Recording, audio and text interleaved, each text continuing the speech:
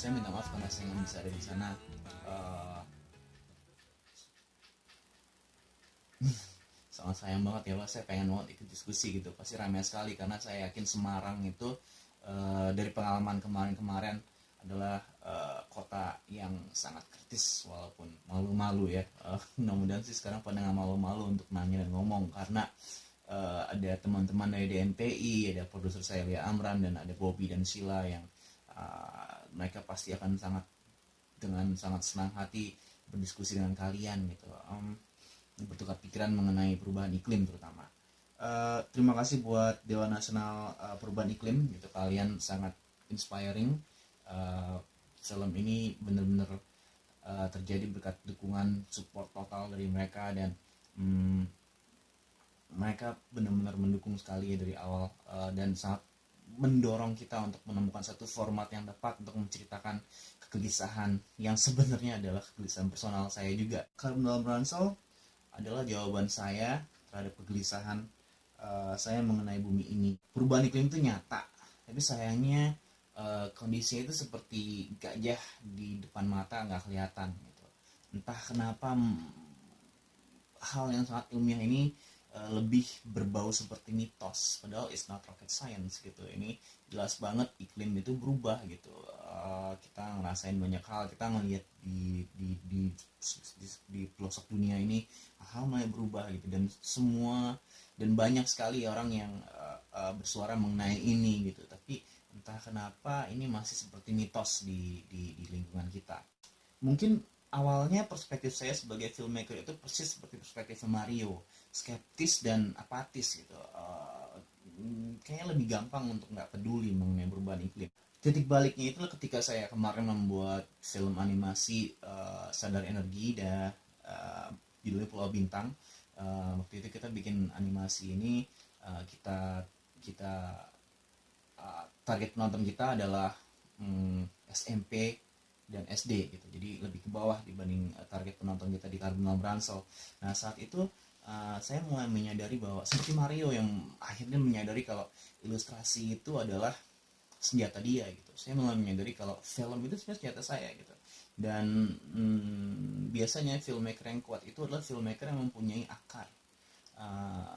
Kebetulan saya sendiri waktu kecil pindah-pindah terus, jadi nggak ngerasa saya punya akar yang kuat gitu. Maksudnya akarnya kuat dari keluarga, tapi secara lokalitas saya mungkin nggak punya akar sekuat misalnya Gali Nugroho yang suara Jawanya kuat sekali gitu.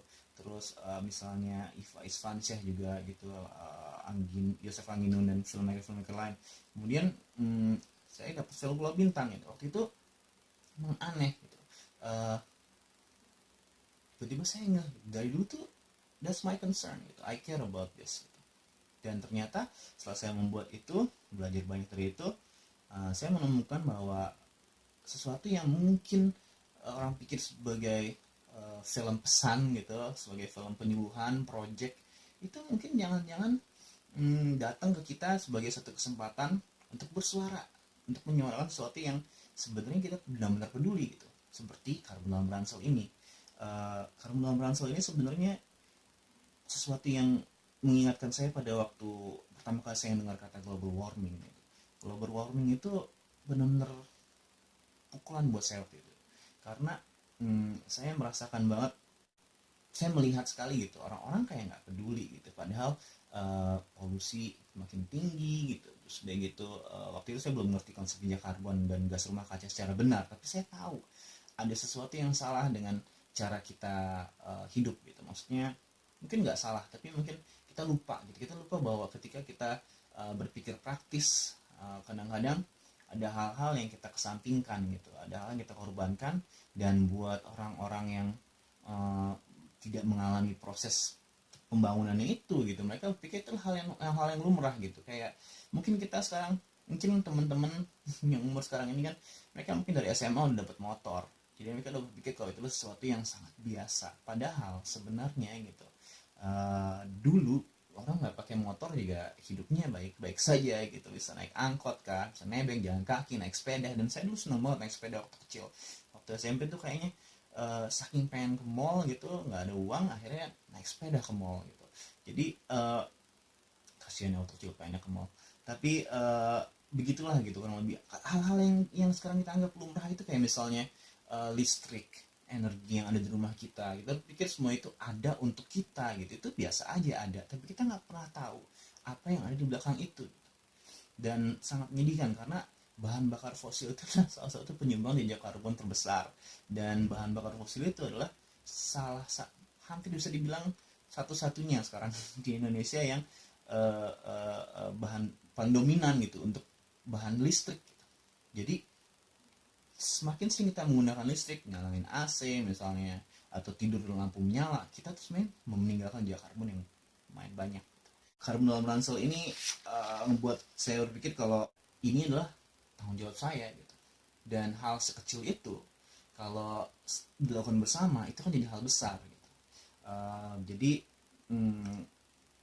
saya hanya mau ngucapin banyak terima kasih untuk tim DNPI atas support dan informasinya dan lagi-lagi itu karena mendorong kita untuk membuat sesuatu yang beda gitu, dan menyadarkan saya bahwa ini bukan sekedar job, ini adalah panggilan buat berkarya gitu. Dan saya bisa bilang cukup puas gitu karena this is what I want to say. Terus terima kasih buat produser saya Lia Nurdiani gitu yang selalu mendukung dan sekarang ada di sana gitu. Semoga teman-teman mau ngobrol dengan Mbak Lia karena Mbak Lia mengikuti proyek ini juga dari awal dan dia mengetahui sama pahamnya dengan saya mengenai film ini gitu. Kemudian saya juga mau terima kasih buat Sila dan Bobby yang jauh-jauh datang ke Semarang meluangkan waktu mereka untuk sama-sama diskusi mengenai film ini, dan saya mau berterima kasih atas komitmen mereka untuk peran mereka. Film ini nggak akan jadi seperti ini kalau mereka tidak bekerja keras seperti kemarin gitu. Dan saya sangat kagum karena komitmen mereka begitu tinggi sampai mereka mau empet-empetan sama kru di mobil elf, padahal krunya bawa keringat semua. Itu sangat menyenangkan. Terima kasih, semoga diskusi kalian sekarang bisa berlangsung dengan menyenangkan.